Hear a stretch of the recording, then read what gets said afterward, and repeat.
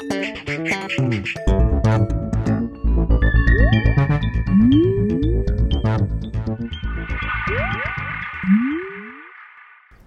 everyone and welcome to The Vortex, where lies and falsehoods are trapped and exposed. I'm Michael Voris reporting to you from downtown Manila in the beautiful Philippines, standing in front of the wonderful, beautiful cathedral here in Manila. This is our last report from Manila, at least for a while, and we wanted to share some reflections with you.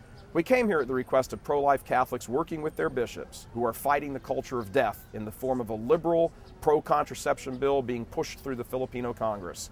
During our week here, a number of stark contrasts between the Filipino bishops and the U.S. bishops have just jumped out at us.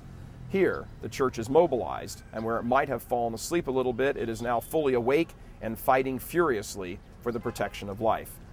Earlier this month, the Filipino Conference of Catholic Bishops issued a pastoral letter that clearly and unambiguously states church teaching on the issue of contraception and doesn't conflate it with weak and watered-down language about other issues, which end up diluting the whole message. There's nothing unclear here. No one is wondering just exactly what the bishops are saying. No one sits around scratching their heads asking which issue is more important, human life or social justice, which of course stands in stark contrast to the situation in the United States, where Catholic politicians blather on about being pro-choice, personally opposed, and only a very few bishops actually object or do something about it.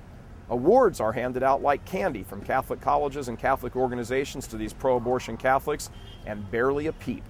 Even when Obama disgraced the stage at Notre Dame's commencement nearly 2 years ago, less than half of the bishops said anything, and nothing happened to Notre Dame.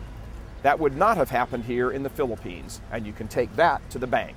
So the question is, what is the difference between the Filipino and American bishops? Not all the American bishops to be certain, but enough to make the contrast vivid. The answer to that question is so involved that it would take a year's worth of Vortex episodes to even begin to tackle it. But here's a hint. Here in the Catholic Philippines, you'd be hard-pressed to find a priest dissenting from church teaching from the pulpit or engaged in sexual abuse of minor boys. And if you could locate such a priest, it'd be a safe bet he wouldn't be a priest for very long. As Cardinal Burke said in a speech we attended in Rome last October, disobedience to church teaching among the clergy is usually related to chastity. We say goodbye to you now from the Philippines. For now, we'd like to express our gratitude to our hosts and say hello to all of the dozens of wonderful faith-filled people we've met and the thousands we've got the opportunity to stand before and talk. May God continue to uphold you and your bishops in the fight against the culture of death. Be assured of the prayers of the Universal Church on behalf of you and your efforts. So from the Philippines, I'm Michael Voris. God bless you.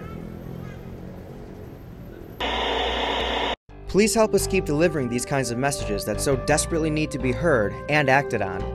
Join RealCatholicTV.com today as a premium subscriber. Become immersed in the faith established by Jesus Christ.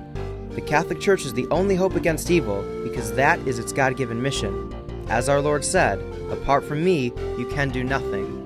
Join RealCatholicTV.com today as a premium subscriber and come to learn and love Christ more deeply.